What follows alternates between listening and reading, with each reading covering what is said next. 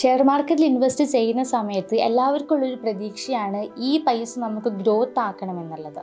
പലപ്പോഴും പല ആൾക്കാരും ഇതെങ്ങനെ ഡബിൾ ആക്കാമെന്ന് ചിന്തിക്കും. അപ്പം ഈ ഡബിൾ ആക്കാം എന്ന് പറയുന്നതിൽ ഭയങ്കരമായിട്ടുള്ളൊരു കാര്യമുണ്ട്. കാരണം എന്താണെന്ന് വെച്ചാൽ നമ്മൾ ഈ ഒരു കൊല്ലം ഇത് ഡബിൾ ആക്കാമെന്ന് വിചാരിച്ചിട്ട് സ്റ്റോക്ക് മാർക്കറ്റിലേക്ക് ഇറങ്ങിയിട്ട് ഡിസപ്പോയിൻറ്റഡ് ആവാനുള്ള ചാൻസ് ഉണ്ട്.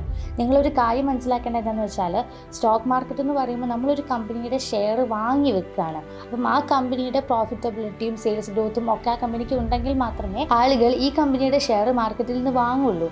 അങ്ങനെ വാങ്ങിയാലേ ഡിമാൻഡ് കൂടുള്ളൂ. അപ്പോൾ നമ്മൾ ഈ ഡിമാൻഡ് കൂടാനായിട്ട് കുറച്ച് ടൈം കൊടുക്കണം.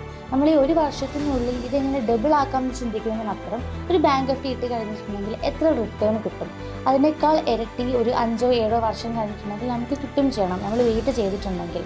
അങ്ങനെയാണെങ്കിൽ ഒരു 10% പെർ ആനം നമുക്ക് എക്സ്പെക്റ്റ് ചെയ്യുകയും ചെയ്യാം. അങ്ങനെയാണെങ്കിൽ നമ്മളൊരു ഇൻവെസ്റ്റ്മെൻറ്റ് എക്സ്പീരിയൻസ് എന്തുകൊണ്ടും ബെറ്റർ ആയിരിക്കും.